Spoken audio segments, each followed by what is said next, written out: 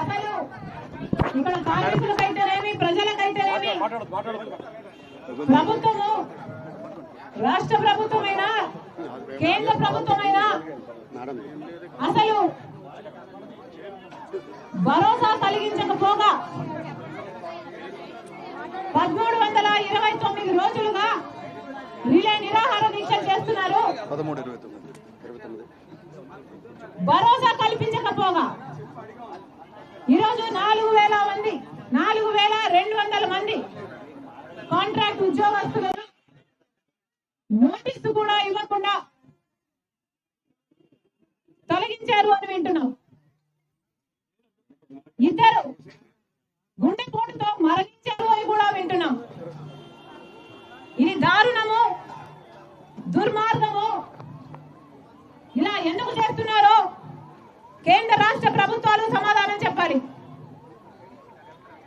ఏది అడిగినా కేంద్ర ప్రభుత్వం చేస్తుంది, కేంద్ర ప్రభుత్వం చేస్తుంది అని చెప్తున్నారు. మరి కేంద్ర ప్రభుత్వంతో పొత్తు పెట్టుకున్న ముఖ్యమంత్రి గారికి ఏ సంబంధం లేదా? ముఖ్యమంత్రి గారు వచ్చి ఈ కార్మికులకు, ఈ పరిశ్రమకు భరోసా ఇవ్వాల్సిన అవసరం లేదా?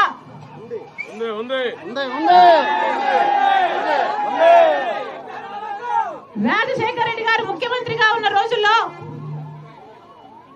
మన ఆంధ్ర రాష్ట్రానికే, ఉమ్మడి ఆంధ్ర రాష్ట్రానికే విశాఖ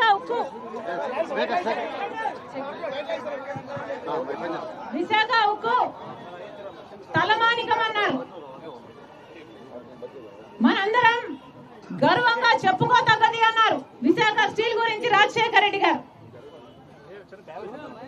ఆయన ముఖ్యమంత్రిగా ఉన్న రోజుల్లో ఎన్ని రకాలుగా వీలైతే అన్ని రకాలుగా విశాఖ ఉక్కును ఆదుకున్నారు. ఆ రోజుల్లో 3 మిలియన్ టన్నులు ప్రొడ్యూస్ చేసే ప్లాంట్ అయితే 7 మిలియన్ టన్స్ వరకు ఇది ఉత్పత్తి చేసేటట్టు రాజశేఖర రెడ్డి గారు ప్రోత్సహించారు. అంతేకాదు 20 మిలియన్ టన్నుల యూనిట్ గా దీన్ని తయారు చేయాలి అన్న బ్లూ ప్రింట్ కూడా రాజశేఖర రెడ్డి గారు తయారు చేశారు.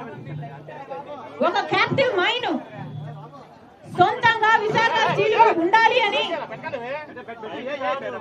రాజశేఖర రెడ్డి గారు ఆ రోజుల్లో అనంతపురం జిల్లాలో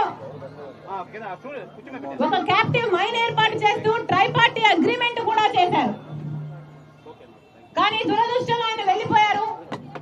ఆ తర్వాత వచ్చిన ప్రభుత్వాలలో ముఖ్యమంత్రుల్లో ఒక్కరంటే ఒక్కరైనా మళ్ళీ విశాఖ స్టీల్ గురించి ఆలోచన చేశారా?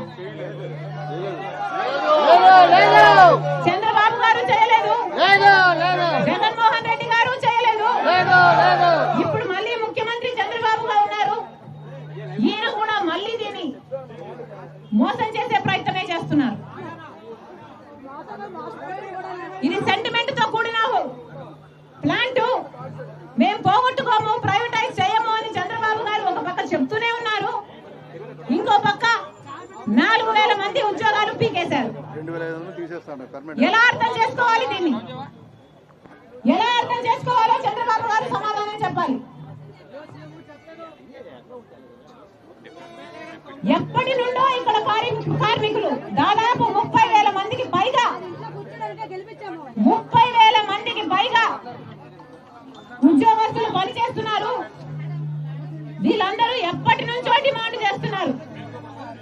క్యాప్టివ్ మైన్ కావాలి అని, సెయిల్ లో దీన్ని విలీనం చేయాలి అని, కార్మికుల జోలికి రాకూడదు అని, వీళ్ళ బ్రతుకులకి ఈ ప్లాంట్ కి భరోసా కలిగించాలి అని. కనీసం ఒక బెయిల్ అవుట్ ప్యాకేజ్ కూడా ఇంతవరకు ప్రకటన చేయలేదు ముఖ్యమంత్రి గారు.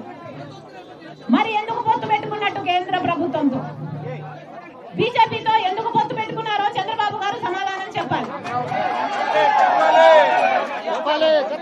పవన్ కళ్యాణ్ గారు కూడా సమాధానం చెప్పాలి. పార్టీ వాళ్ళకు ఏం చేసిందని? ప్రత్యేక హోదా ఇవ్వలేదు, రాజధానికి డబ్బులు ఇవ్వలేదు, పోలవరం కట్టలేదు, విశాఖ స్టీలును ఆదుకోలేదు. ఎందుకు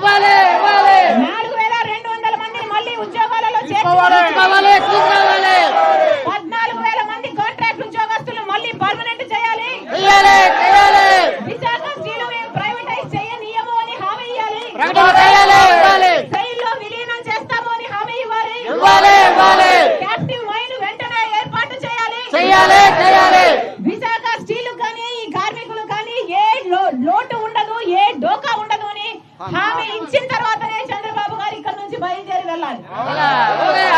కాంగ్రెస్ పార్టీ హెచ్చరిస్తుంది ఈ రోజు చంద్రబాబు గారి ప్రభుత్వాన్ని, మీకు 48 గంటలు టైం ఇస్తున్నాం. టైం దాదాపు 1 గంట కావస్తుంది. టైం దాదాపు 1 గంట కావస్తుంది. ఈ రోజు 2వ తేదీ, 4వ తేదీన 1 గంట లోపు ఈ 4200 మందికి మళ్ళీ ఉద్యోగాలు ఇస్తున్నాము అని మీరు చెప్పకపోతే, ఇన్ రైటింగ్ మీరు చెప్పకపోతే, వాళ్లకు భరోసా కల్పించకపోతే, రాజశేఖర్ రెడ్డి బిడ్డ కాంగ్రెస్ పార్టీ అధ్యక్షురాలు ఇదే వెన్యూకి 1 గంట నుంచి 4వ తేదీ 1 గంట నుంచి నిరాహార దీక్షకు దిగుతుందని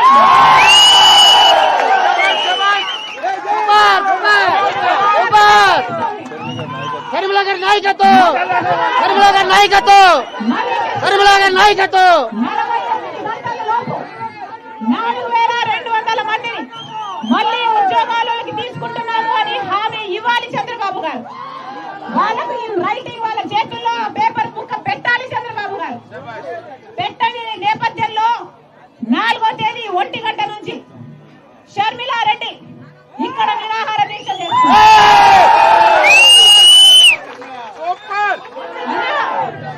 అన్నా రాజశేఖర రెడ్డి బిడ్డను నేను ఇది వరకు కూడా మీకు మాటిచ్చాను. నేను 2 సార్లు వచ్చాను విశాఖ స్టీల్కి. ఇది వరకు కూడా ఈ సంవత్సరంలోనే మీకు మాటిచ్చాను. మీ హక్కుల కోసం నేను పోరాడతాను అని మీకు మాటిచ్చాను. నేను పోరాటం చేయడమే కాదు, అవసరమైతే రాహుల్ గాంధీ గారిని కూడా తీసుకొచ్చి మాటిస్తుంది రాజశేఖర రెడ్డి బిడ్డ, మాటిస్తుంది కాంగ్రెస్ పార్టీ. ఉంటానా నాయకత్వం